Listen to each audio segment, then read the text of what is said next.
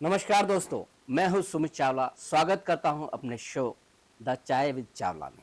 आज हमारे साथ हैं स्वामी प्रकाशानंद महामंडलेश्वर जी। बहुत बहुत स्वागत है गुरु जी हमारे इस शो में। जय सिया राम। ओम नमो नारायण। गुरु जी, पहला सवाल, रुद्राक्ष का मतलब क्या है? क्योंकि ये जनता को पता नहीं रुद्राक्ष होता क्या है एग्जैक्ट। ये रुद्राक्ष समझो सभी समस्याओं के एक समाधान है। जी। रुद्राक्ष पढ़ने के लिए किसी ज्योतिषी की जानकारी नहीं चाहिए, आपको किसी शास्त्र की जानकारी नहीं चाहिए। कोई भी रुद्राक्ष बनेंगे, रुद्राक्ष सबसे पहले कोई हानि नहीं करता। जी। जो भी रुद्राक्ष बनेंगे उसमें लाभ ही लाभ है। जी।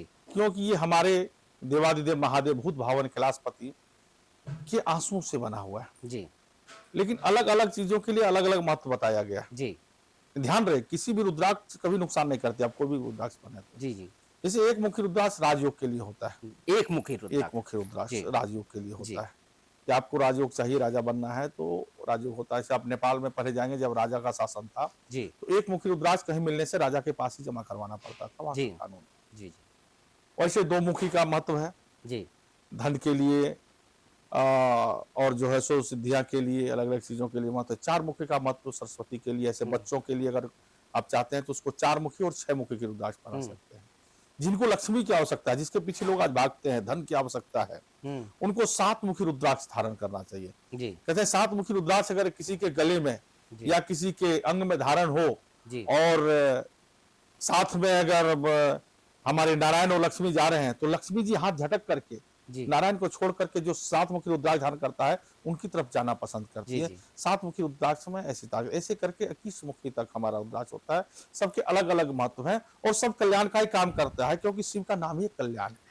गुरु जी, एक सवाल मेरा आपसे ये है कि इसको धारण करने के कुछ नियम भी होते हैं या कभी भी किसी टाइम भी इसको आप धारण ऐसा कोई नियम नहीं है जी। लेकिन चाहिए यह कि नहीं कोई जाने तो भगवान सोमवार के दिन का शुभ होता है। सोमवार के दिन आप स्नान कर करके गंगा जल में, हो सके तो आप जो सो पंचामृत से स्नान कर करके लाल धागे में, या आप स्वर्ण या कुछ पहनते हो चांदी का, उसमें आप धारण कर सकते हो।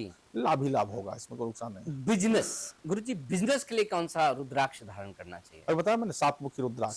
सात मुखी रुद्राक्ष जो है आप अगर धारण करते हैं तो लक्ष्मी प्रसन्न होती है और आपका व्यापार भी अच्छा चलेगा और जो आप चाहते हैं वो सब इस कार्य में संपन्न होता है। गुरु जी, जैसे मैं एक नॉर्मल बात कर रहा हूँ, ये मैं सवाल जो पूछ रहा हूँ ये जनता की तरफ से पूछ रहा हूँ।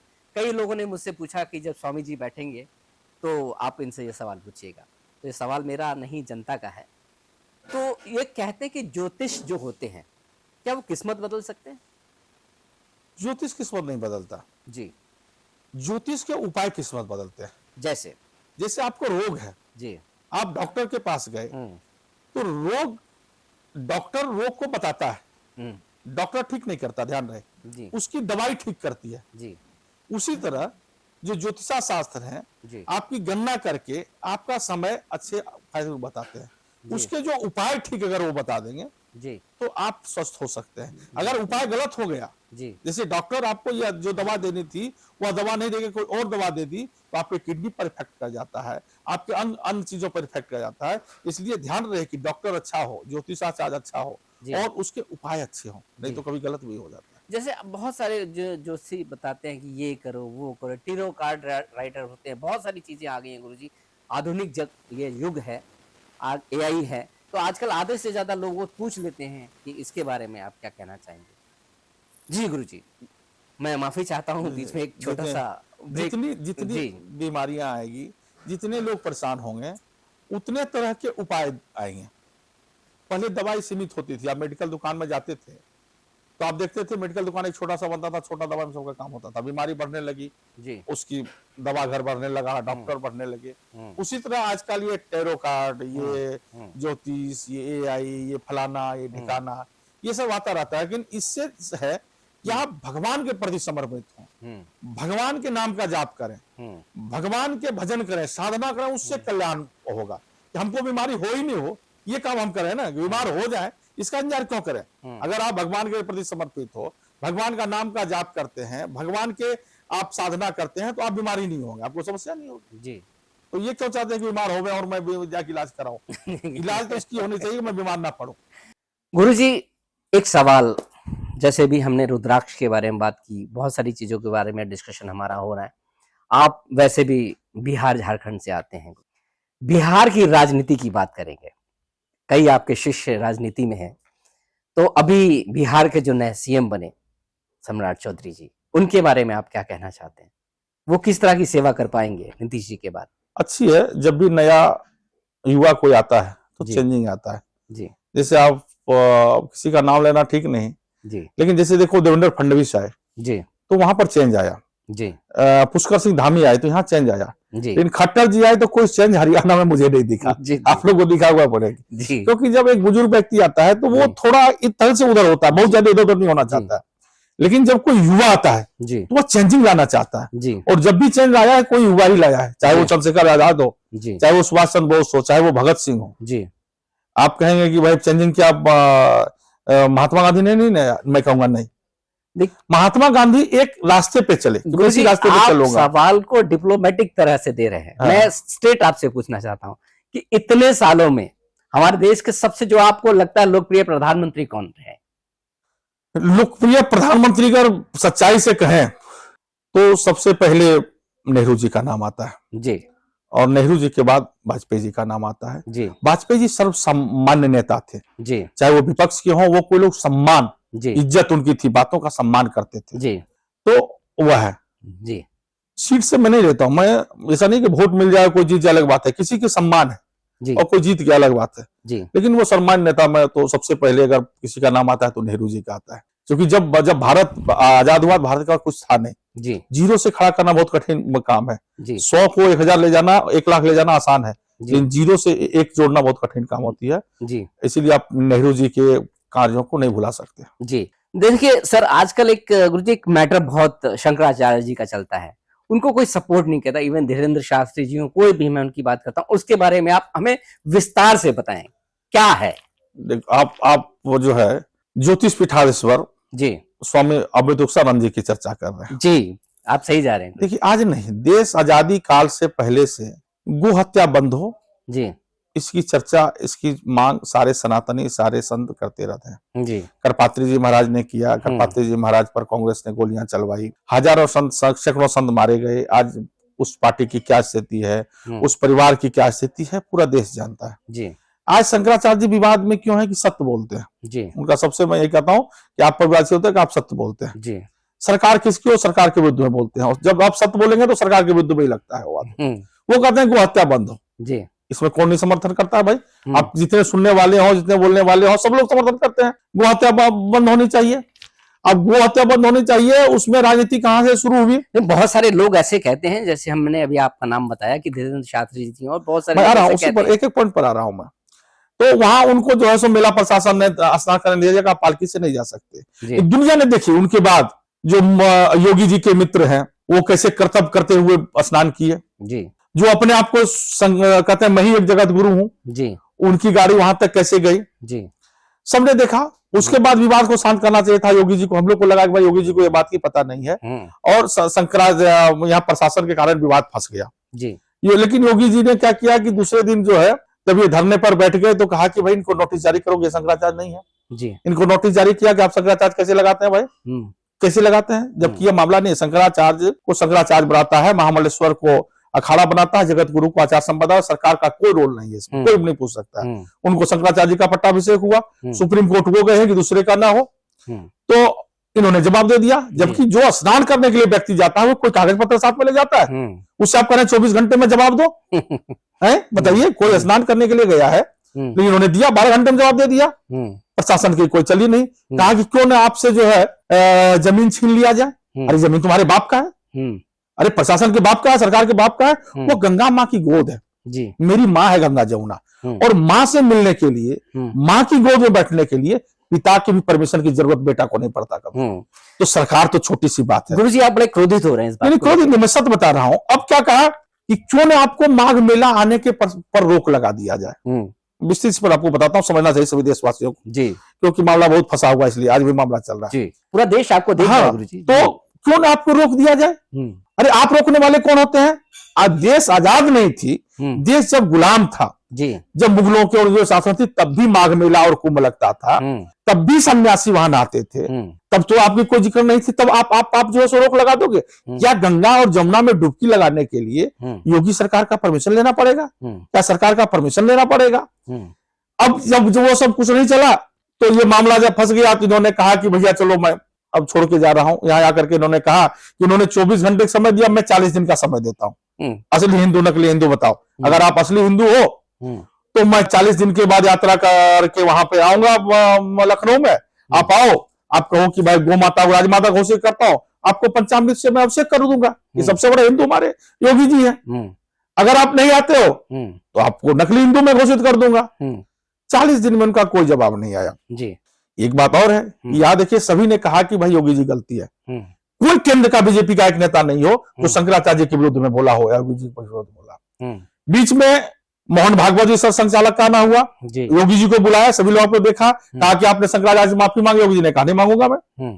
फिर दोनों उप मुख्यमंत्री को बुलाया गया कि डैमेज कंट्रोल करो, तो केशव साहब मौर्य जी ने पहले से कहे थे मैं शंकराचार्य भगवान है, मैं उनको नमस्कार करता हूं, उनके चरण धोऊंगा और खारूंगा। दूसरे डिप्टी सीएम ब्रजेश पाठक जी ने बटुकों को बुलाया, चरण धोया, चरणामृत पाया, तिलक किया, बटुकों का पूजन किया डैमेज कंट्रोल करने के लिए, कैसे डैमेज कंट्रोल किया जाए। और यह सब प्रक्रिया चली, लेकिन एक छोटी नहीं कर पाएगी जाके शंकराचार्य से माफी मांग ले हुए, क्योंकि सरकार को झुकना चाहिए। शंकराचार्य है, उनको राजनीति नहीं करनी है। अब ये लोग क्या करते हैं कि वो कांग्रेसाचार्य हैं, ये क्या कहते हैं कि वो जो है सो समाजवादी पार्टी के समर्थक हैं। इनको नहीं भूलना चाहिए। समाजवादी पार्टी जब कहा कि भैया आपको जो है सो आज ही मूर्ति विसर्जन करना होगा, तो काशी में यही अमृतसर सारण ने विरोध किया और कहा कि नहीं होगा, और लाठी चार्ज हुआ तो ये कहे कि मुझे मारो और किसी को मत मारो, भागे नहीं। राम सेतु की बात आई, कांग्रेस की बात, तो इन्होंने विरोध किया, कोर्ट गए, इनके गुरुजी गए। और आज जब मनुस्मृति जलाने की बात हुई तो इन्होंने कहा कि भाई मैं हिंदू से उसे राहुल गांधी को निष्कासित करता हूं, कोई मंदिर में उसको प्रवेश नहीं दिया जाए। तो किस आधार पर आप उसको कांग्रेस आचार्य करते हैं भैया? किस आधार पर आप समाजवादी पार्टी करते हैं भाई? लोग कहते हैं कि ये राजनीति करते हैं। राजनीतिक तो तब फायदा है जब आप सत्ता के साथ करिए। ये तो किसी से कभी सत्ता के साथ नहीं रहे। राम मंदिर की लड़ाई जो लड़ी वह इनके गुरुजी ने लड़ा कोर्ट में, और 8 बार पूरे राम मंदिर में जिक्र है अमृतोक्षानंद की, क्योंकि ये जाके पक्ष रखते थे। गुरुजी का पैर खराब था तो ये पक्ष रखते थे। और सारा पैसा विश्व हिंदू परिषद ने जुटाया जी, लेकिन पैसा खर्च किया इन्होंने, वो पैसा कहा गया उस पर चर्चा नहीं, लंबा नहीं जाता चाहते थे। लेकिन इनके विरुद्ध आज जो लोग ये कर रहे हैं, सत्य बोलते हैं, तो उसमें क्या दिक्कत है भाई? बीच में ये भी ट्रैक में फंस गए। मैं शंकराचार्य के साथ हमेशा खड़ा रहा, लेकिन जब लखनऊ आंदोलन की बात आई तो अजय राय और समाजवादी पार्टी सब लोग गए कि मैं आपके साथ हूं और मैं आपके साथ रहूंगा। हम लोग कहे कि हम लोग राजनीतिक नहीं है, हम और कंप्यूटर बाबा साथ रहे। हम कंप्यूटर बाबा गए, लेकिन अयोध्या में हम लोग राम मंदिर में माफी मांगे कि भाई गलती हो गया, ये राजनीतिक हो गया, हम लोग उसमें नहीं जाएंगे। हम लोग शंकराचार्य साथ हैं, राजनीति के साथ नहीं है।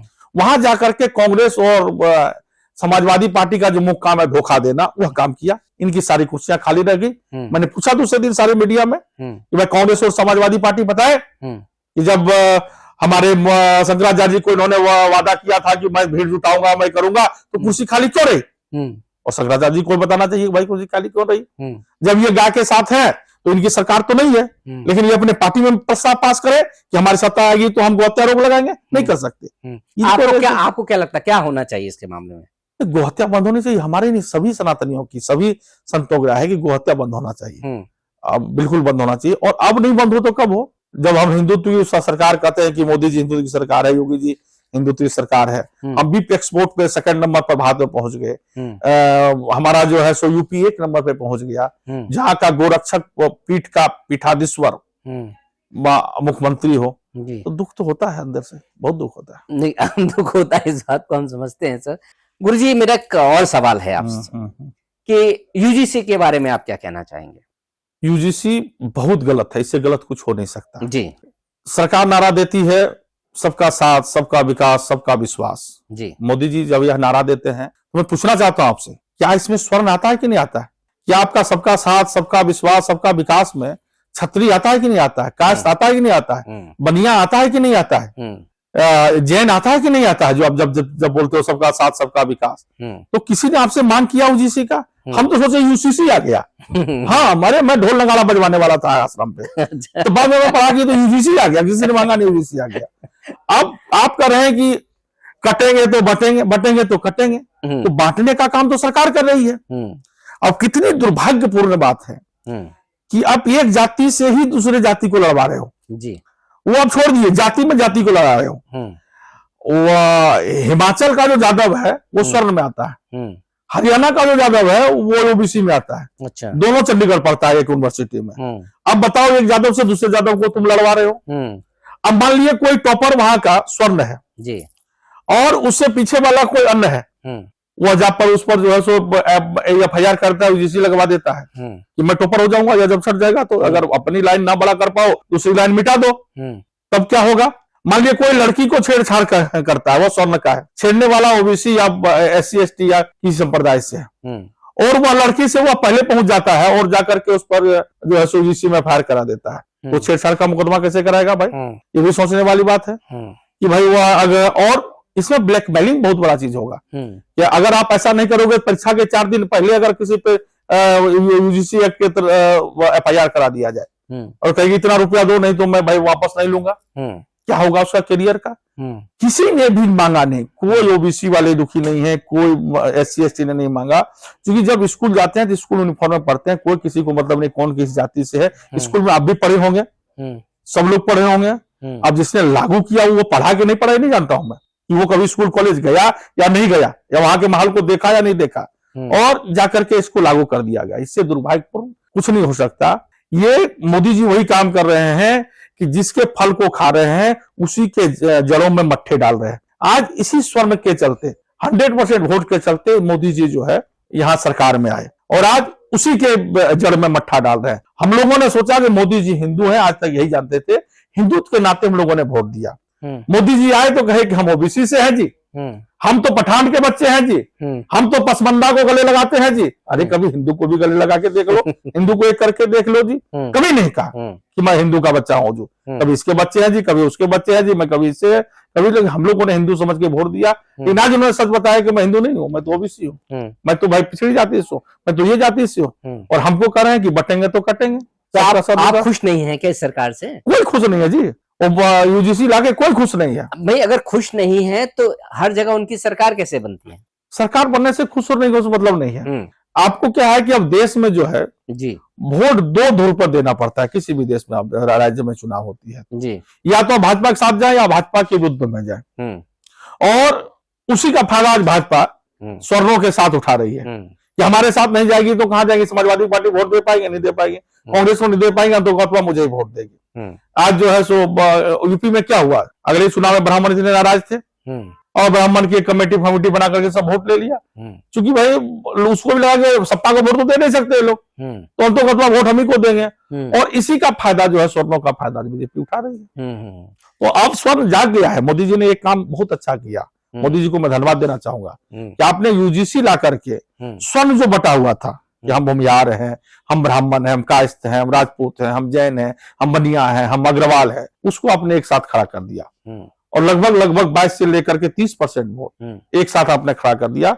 अभी चुनाव में पता चल जाएगा, यह स्वर्ण अपनी ताकत दिखाएगा और आपको पता चलेगा कि स्वर्ण की ताकत क्या है। आप क्या सोचते हैं 2027 के बारे में? क्या देखो, 2027 के यूपी चुनाव का मामला फंसा हुआ है। शंकराचार्य जी को अब छोटी मोटी बातें नहीं ले सकते, ठीक है। दूसरा चीज है कि मैं योगी जी एक बात और बताना चाहता हूँ कि आप अपने ही बुने हुए जाल में अपने फंस गए। आज कोई भी केंद्र का नेता आपके साथ नहीं है, किसी ने भी शंकराचार्य जी के विरुद्ध में एक बयान नहीं दिया, आपके साथ कोई खड़ा नहीं, आपके डिप्टी सीएम दोनों खड़े नहीं है, आपके प्रदेश अध्यक्ष खड़े नहीं है, आपके पक्ष में किसी ने बयान दिया होता पता है। आप अपने जाल में खुद ही फंस गए। जो केंद्र की सत्ता चाहती थी, केंद्र के जो शीर्ष नेतृत्व चाहते थे कि योगी जी को कैसे कमजोर किया जाए, उस जाल में ये खुद फंस गए। अब कमजोर किया जाए तो कमजोर, इनकी क्या ताकत है? हिंदुत्व की ताकत है, हिंदुत्व के छवि माने जाते थे, तो कहा कि इससे बड़े किसी को लड़ा दिया जाए, तभी तो इनकी, और ये अपने जाल में अपने फंस गए शंकराचार्य जी के साथ। शंकराचार्य जी इनसे बड़े हैं जी, सनातन के हमारे प्रधानमंत्री हैं जी, और आज वो फंस गए उस चक्कर में, जाल में फंसे हुए हैं। आज जो है उनकी ग्राफ गिरता चला जाए। संतों का बंटने का कारण क्या है?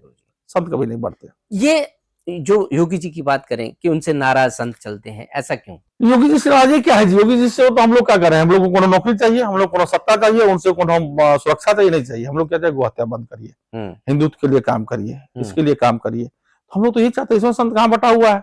तो वो सपोर्ट नहीं करते? वो तो करते हैं सपोर्ट। गौ हत्या बंद हो, गौ माता राजमाता घोषित हो। अब देखिए ये योगी जी तो नहीं कर पाए, एक नाथ शिंदे जी ने राजमाता घोषित कर दिया। अभी हमारे शंकराचार्य जी वहां पहुंचे हैं उत्तराखंड, और उत्तराखंड में फाइल चालू हो गई, राजमाता घोषित हो जाएगी। पुष्कर धामी कर रहे हैं, तो उनसे भी सीखिए कि भाई वो क्यों कर रहे हैं। एक नाथ शिंदे ने कर दिया, क्या दिक्कत हुआ भाई? आप भी राजमाता घोषित करिए, नहीं कर पा रहे। तो कारण क्या है? ये अहंकार, अहंकार की वजह। मैं झुकूं क्यों? मैं झुकूं क्यों जी? लेकिन सत्ता को हमेशा धर्म के सामने, संतों के सामने झुकना सीखना चाहिए जी। यही संस्कार है हमारा। सर एक और सवाल, हम वृद्धाचार्य की जी बात करेंगे, उनके बारे में आपका क्या विचार है? उनको लोग वृद्धाचार्य जी हैं जो हैं, रामभद्राचार्य जी, रामभद्राचार्य जी हैं। रामभद्राचार्य जी ने कहा, विस्तार से बताइए कि क्या। बिल्कुल बहुत बढ़िया प्रश्न किया। रामभद्राचार्य जी ने कहा कि मैं तो जगत गुरु हूं जी। जी, वो तो शंकराचार्य है भी नहीं जी, सही कहते हैं। और वो तो ये कहते हैं मैं ही एक जगत गुरु हूं। हमने कहा कि भाई क्यों कहते हैं इस बात को भाई? जी, कहा कि मैंने भाष्य लिखा, इसलिए मैं ही एक जगत गुरु हूं। मैंने कहा कि भाई भाष्य तो रावण ने भी लिखा, तो क्या उनसे पूछिए वो रावण को जगत गुरु मानते हैं? क्या वो रावण को अपना गुरु मानते हैं? जी। मैंने कहा भाष्य में क्या लिखा देखे। भाष्य लिखने का मतलब है कि मैं आपने कुछ लिखा, उसको भाष्य लिखा, तो मैं आपके बारे में सहमत नहीं हूं, तो इसके मतलब आपने गुरु से सहमत नहीं है, आपने भाष्य लिखा। फिर मैं कहा उसको मैं पढ़ता हूं, मैं मंगवाया, मैं पढ़ा। उसमें उन्होंने लिखा कि रामानंदाचार्य, वल्लभाचार्य, रामानुजाचार्य, वैष्णवाचार्य, जितने आचार्य थे, पांचों आचार्य, वो अंधे। अरे मैं चौंका। फिर मुझे याद पड़ा कि नहीं इनकी कोई गलती नहीं है, क्योंकि ये अंधे हैं, तो इनको दुनिया अंधा दिखाई देता है। जी, जो उजाला देखा नहीं तो उनको अंधा दिखाई, इसलिए इसने समाचार्यों को अंधा लिख दिया कि मैं अंधा हो जी तो सब अंधा ही होगा, मैं बेवकूफ हूं तो सब बेवकूफ ही होगा। इसने सबको जो है सो अब लिख दिया जो है सो कि सब अंधे थे। दुर्भाग्य की बात। अब ये कहते हैं मैं जगत गुरु हूं, जगत गुरु का पट्टाभिषेक का फोटो मैं दुनिया को बताता हूं, कोई दिखा दे कि इनका जगत गुरु का पट्टाभिषेक किसी ने किया हो, और इनके गुरु का नाम कोई बता दे कि इनका गुरु कौन था। कोई नहीं बताया, इनके गुरु को है नहीं, स्वयंभू गुरु। ये स्वयंभू पट्टाभिषेक खुद ही कर लिए। हाँ, लोग दूसरे के पीठ ठोंकते हैं, ये खुद ही अपना पीठ ठोंकते हैं। हाँ, तो ये वो वाले हैं, ये खुद ही वाले हैं, स्वयंभू वाले। स्वयंभू जो बंदे, तो वहां एक ही पीठ है जी, एक जगह पे एक ही पीठ होता है, वहां कामता पीठ है। कामता पीठ के जगत गुरु, वहां पे जगत गुरु राम स्वरूपाचार्य जिनकी पीठ आ रही जी। इन्होंने जो है सो खुद ही पीठ बना लिया, तुलसी पीठ, खुद ही उसका पीठाधीश्वर हो गए। तो ये स्वयंभू वाले हैं, तो ये ठीक कही वो शंकराचार्य ने, मैं नहीं हूं। इनका चेला का भी वही हाल है, जस गुरु तस चेला। बीच बाजार में ठेलम ठेला। हाँ, धीरेन्द्र शास्त्री ने कहा जी कि मेरे ऊपर हनुमान जी की आशीर्वाद है और मैं दुनिया को ठीक कर देता हूं। हनुमान जी इस बात को जानते थे त्रेता के समय में कि ऐसा पाखंड, ये रामभद्राचार्य का चेला जन्म लेगा धीरेन्द्र शास्त्री, जो पाखंड फैलाएगा मेरे नाम पर। इसलिए जब शक्ति बाण लगा लक्ष्मण को, तो राम जी ने कहा वैद्य को बुलाओ। तो हनुमान जी ने नहीं कहा मेरा आशीर्वाद है, खड़े हो जाओ लक्ष्मण, नहीं कहा उसने। तो जानते थे कि ऐसा पाखंड जन्म लेने वाला है, रामभद्राचार्य से भी बड़ा पाखंड जन्म लेगा। गुरुजी मैं आपकी मैं बात बताना चाहता हूँ, सुनिए पहले। उन्होंने जाकर के वैद्य को बुलाया, वैद्य ने कहा यार ये जड़ी बूटी लेके आओ। जब जड़ी बूटी वो नहीं पहचान पाए तो उन्हें पहाड़ उठा करके लाया। नहीं कहा मेरा आशीर्वाद है लखा तुम खड़ा हो जाओ, नहीं कहा उन्होंने, क्योंकि वो कहीं बीमार हो तो डॉक्टर के पास जाओ, वैद्य के पास जाओ, इलाज कराओ, कृपा से कुछ नहीं होना, वहां इलाज की जरूरत है। यह सबको कहता है मैं ठीक कर देता हूं। आज तक नहीं बता पाया, प्लेन एक्सीडेंट हो गया, रोक देता है प्लेन एक्सीडेंट हो जाएगा, पहलगाम में घटना हुआ, कुछ नहीं बता पाया। वो छोड़िए, जब उसने एक छोटी सी यात्रा निकाली दिल्ली से वृंदावन की, तो इसी की पोस्ट 3 दिन कहा मुझे डॉक्टर ने बेड रेस्ट कहा, इसलिए मैं पैदल नहीं चलूंगा जी। इसने पोस्ट डाला, मैंने देखा, सबने देखा जी। हाँ, बहुत वायरल होता है। और पूरे डॉक्टर चारों तरफ लगे रहे। हमने कहा इसको एक बार से ठोक देता कि जाओ धीरेन्द्र शास्त्री आशीर्वाद है। खुद ही नहीं जान पाया एक मैं 3 दिन बीमार होने वाला हूँ, 3 दिन के बाद यात्रा निकाल लेता। वो दुनिया को ठीक करने चला है। एक व्यक्ति को पूरे भारत में किसी को ठीक नहीं किया है। कोई भी एक व्यक्ति को आप ये दिखा दे, तो इसलिए वह जानते थे बजरंगबली ऐसा पाखंडी जन्म लेगा, पाखंडी का गुरु, पाखंडी चेला, ये दोनों जो है सो ठेलम ठेला करेगा बाजार में। इसलिए उस समय उन्होंने उनको दबा दिया, वैद्य को बुलाया।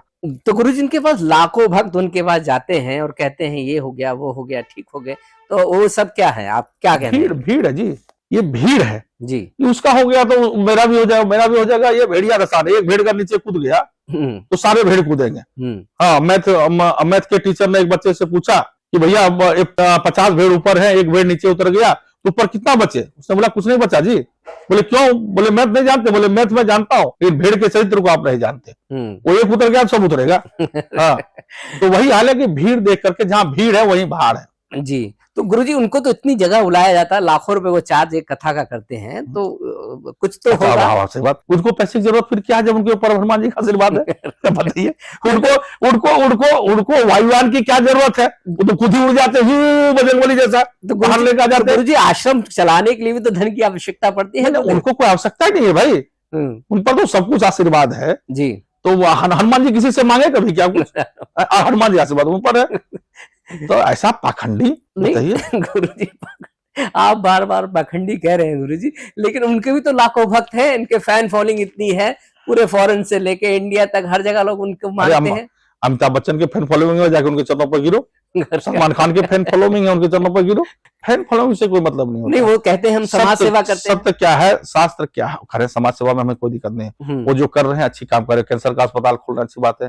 लेकिन मैं पाखंड के विरुद्ध हूँ, जो आप झूठ फैलाते हैं। मैं उनके सेवा के विरुद्ध नहीं हूँ। आप कहेंगे मुझे कोई देशवासी दुश्मनी है? नहीं जी, वो जो अच्छा करते हैं अच्छा करते हैं। कैंसर अस्पताल खोल रहे हैं, बढ़िया बात है, लोगों को जोड़ करके खोल रहे हैं। लेकिन जो है ये जो पाखंड फैलाते हैं कि आशीर्वाद है, आशीर्वाद है, कुछ नहीं है जी। पर्ची निकालते हैं गुरुजी। अरे पर्ची से क्या, हमारे घर मोहल्ला मोहल्ला पर्ची निकालता है आजकल। अरे जाके देखो यूट्यूब, उसको मोहल्ले मोहल्ले निकालते हैं, उससे क्या हो रहा है? अरे उसको ठीक किया जाए। आपको क्या तकलीफ है जी, आपको पता है जी, उस तकलीफ को आपको मैं बता दूं जी, क्या फर्क पड़ता है? उसको मैं ठीक कर दूं तब ना मान रहा जी। किसी एक को ठीक किया हो जी, किसी को बताया हो।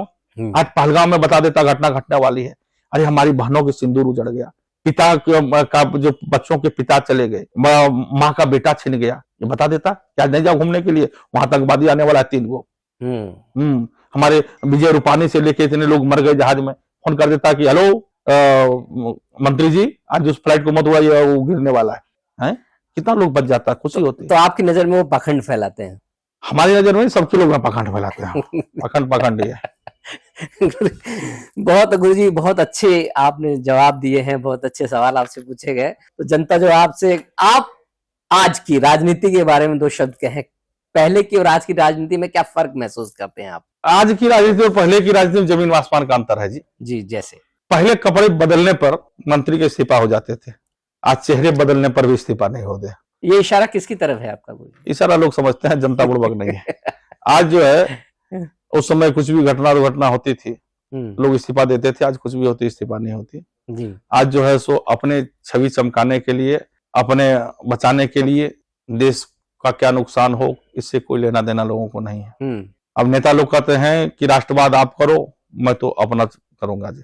तो राजनीति का अवसर क्या कह दिया, राजनीति से हम लोग को लेना देना उसे रहता नहीं है, लेकिन फिर भी दूर से राजनीति को हम लोग देखता हूँ।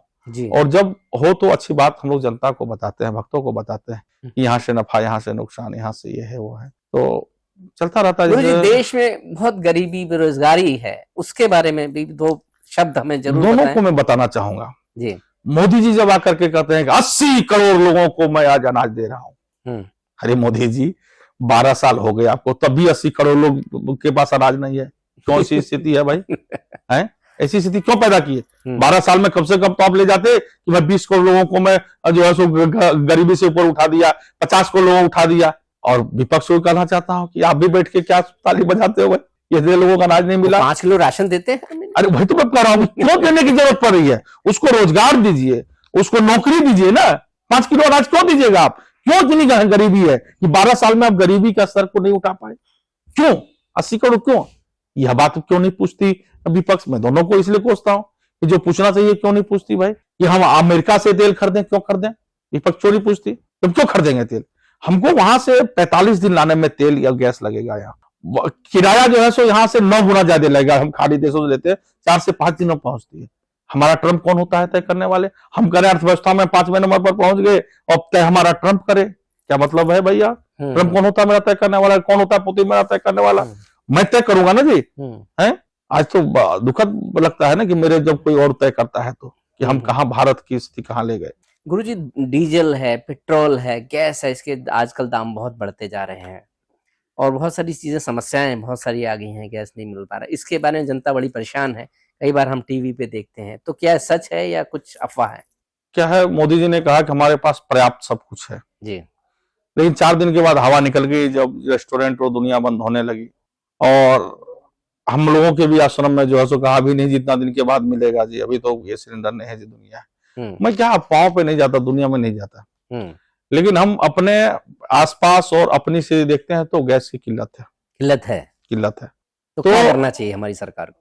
हमारी सरकार को उसको परचेज करके रखना चाहिए, दुनिया को बाहर में जा, भारत के लोगों को सच बताइए, जिस जनता ने आपको चुन के भेजी है, कि अगर दिक्कत है तो सत्ता जो है जनता के साथ साझेदारी करे, बताए, जनता भी साथ देगी। इस शो के माध्यम से जनता को और मोदी जी को कुछ कहना चाहेंगे?